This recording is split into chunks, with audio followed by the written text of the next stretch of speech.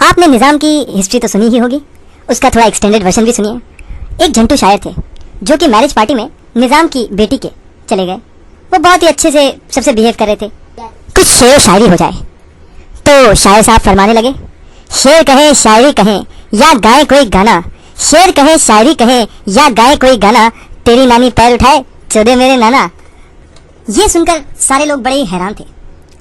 वो जानते थे ये शायर बड़ा ही गांडू है, परंतु वो ये भी जानते थे कि ये एक रॉयल मैरिज है, तो वो चाहते थे कि कुछ अच्छा सुने उससे। तो हमारे शायर साहब फरमाने लगे, क्या हंसी फिजा है इंतजाम की। लोग वाह वाह करने लगे, क्या हंसी फिजा है इंतजाम की, क्या हंसी फिजा है इंतजाम की, चुदेगी आज लौंडिया निजाम की। लोग बहुत ही गरमा गए क्योंकि वो सारे हमारे जैसे नहीं थे ना। वो उसे गालियां देने लगे और पत्थर मारने लगे, कहने लगे अरे मादर चोद। इस पर शायर साहब कह उठे, ऐ धरती के चांद सितारों। इस पर लोग थोड़ा शांत हो गए। ऐ धरती के चांद सितारों, माँ के लौड़ो पत्थर न मारो। लोग बौखला गए और उसे मारने पीटने लगे। इस पर शायर साहब ने बहुत ही मिन्नतें की, पर लोगों ने उनकी एक न सुनी। तो आखिर में उन्हें कह ही दिया, गर्दिश में है सितारे गांड मार लो हमारी, गर्दिश में है सितारे गांड मार लो हमारी, जब बहारें चमन में होंगी माँ चोद देंगे तुम्हारी। एक साल यूं ही बीत गया। फिर से निजाम की दूसरी बेटी की शादी तय हुई। सभी लोगों को बुलाया गया। लोगों ने देखा महल के आगे एक झोपड़ा है और उस पर एक झंटू शेर लिखा हुआ है। शेर कुछ यूं था, ये है एक गरीब शायर का झोपड़ा, ये है एक गरीब शायर का झोपड़ा, जो महल में जाए उसकी माँ का भोसड़ा। लोग बहुत ही गरमा गए थे। इसी कारण से उन्होंने शायर को उसके झोपड़े के साथ शहर से बाहर फेंक दिया। बाकी तो कहानी है, पर कहानी यूं ही खत्म नहीं होती। एक दिन शायर रेलवे स्टेशन पर बैठा था। उसने ये तय कर लिया था ये छोटा शहर उसके लिए नहीं है, इसीलिए उसने सपनों की नगरी मुंबई के लिए ट्रेन पकड़ ली। एक दिन उसने मुंबई में एक अच्छी लड़की को देखा।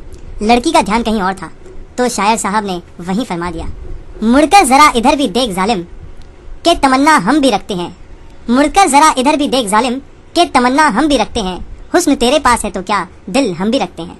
लड़की को शायरी पसंद आ गई और वो मुस्कुरा कर चली गई। शायर साहब इतने खुश हुए कि अगले दिन ही उन्होंने फरमा दिया, चलती हो हिला हिला के क्या मार डालोगी, चलती हो हिला हिला के क्या मार डालोगी, हमको नहीं दोगी तो क्या अचार डालोगी। यू वोंट बिलीव, बट लड़की को ये भी शायरी पसंद आई और वो उसके लिए प्यार में पागल हो गई। कुछ दिनों तक बातें बहुत ही अच्छी चलती रहीं।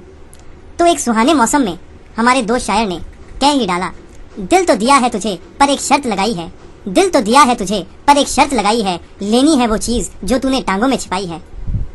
लड़की को कोई अंदाजा नहीं था झंटू शेर के झंटू शायरी का, फिर भी वो एक बार घूम कर देखी।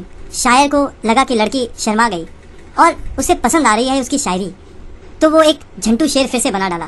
तीर क्यों चलाती हो जो धार है तलवार में, तीर क्यों चलाती हो धार है तलवार में, चूची क्यों हिलाती हो जब माल है सलवार में। लड़की एकदम रूठ गई और वो एक बस की तरफ भागने लगी।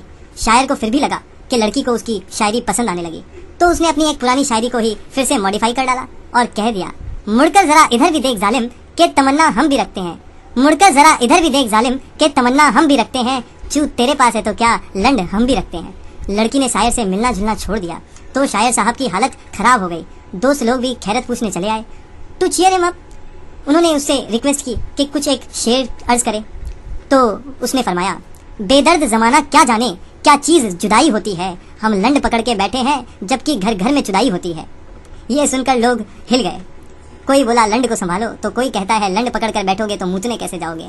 तो शायर बोल उठता है, कौन कहता है कि लंड यहाँ मूतने आता है, कौन कहता है कि लंड यहाँ मूतने आता है, अरे वो तो चूत की याद में आंसू बहाने आता है। ये सुनकर सब दोस्त और भी परेशान हो गए। एक दोस्त से तो ये सुना ही नहीं गया, तो बोला कि मैं कैसे भी करके तेरी डार्लिंग को ले आऊंगा, लेकिन शायर की महबूबा कभी भी वापस नहीं आई। तो उसकी याद भुलाने के लिए वो शायर दिल्ली चला गया। वहां जब कुतुब मीनार को देखा तो शायर कहा, मन कुछ बोल उठा। क्या बोला, देख के कुतुब मीनार शायर का दिमाग दौड़ा, देख के कुतुब मीनार शायर का दिमाग दौड़ा, आसमान को चोदने चला धरती का लौड़ा। इस पर दिल्ली पुलिस की गांड में खुजली हुई और उसे पकड़ लिया गया। जब कोर्ट में पेश किया गया और जज साहब ने पूछा कि तुम्हें कुछ कहना है, तो शायर बोल उठा, ऐ सनम उठा कलम, ऐ सनम उठा कलम, मुझे कसम है रब की, जब तू फैसला सुनाएगा माँ चोद दूंगा सबकी। On such a contempt of court, जज ने उसे मरने का हुक्म दे दिया, सजाए मौत। तो आखिर में जब उससे पूछा गया कि उसकी आखिरी ख्वाहिश क्या है, तो उसने कहा कि मैं अपनी महबूबा से एक बार मिलना चाहता हूँ मरने से पहले। उसने महबूबा को फ़ोन किया। एहसान किसी का क्या लेना, हम मूत पे गुजारा कर लेते हैं। एहसान किसी का क्या लेना, हम मूत पे गुजारा कर लेते हैं। जब भी उनकी याद आती है उठ उठ दोबारा करते हैं। महबूबा की शादी हो चुकी थी, पर वो फ़ोन पर ही सेंटी हो गई और शायर साहब ने लास्ट टाइम उससे मिलने मुंबई चले गए। मुंबई जाके शायर साहब को धक्का लगा कि उनकी माल पहले से ही नीलाम हो गया है। शायर ने अपनी महबूबा से कहा, अगर कभी भी तूने वाकई मुझसे दिल से चाहा है तो मेरी लाश को अपने बागीचे में ही दफनाना और उस पर ही अपना बाथरूम टॉयलेट बनाना। वो मान गई। महबूबा ने उसकी कब्र अपने बागीचे में ही खुदवाई। आफ्टर 1 महीना कब्र के ऊपर ही उसने अपना बाथरूम टॉयलेट बनवाया। एक दिन आफ्टर मूतिंग उसने सामने वाली दीवार पर देखा और वह हैरान रह गई। दीवार पर कुछ लिखा था। दीवार पर फिर से एक झंटू शेर ही था। शेर कुछ यूं था, वो आए हमारी कब्र पे और चले गए मूत के। वो आए हमारी कब्र पे और चले गए मूत के। शुक्र है इसी बहाने दर्शन तो हो गए उनके चूत के।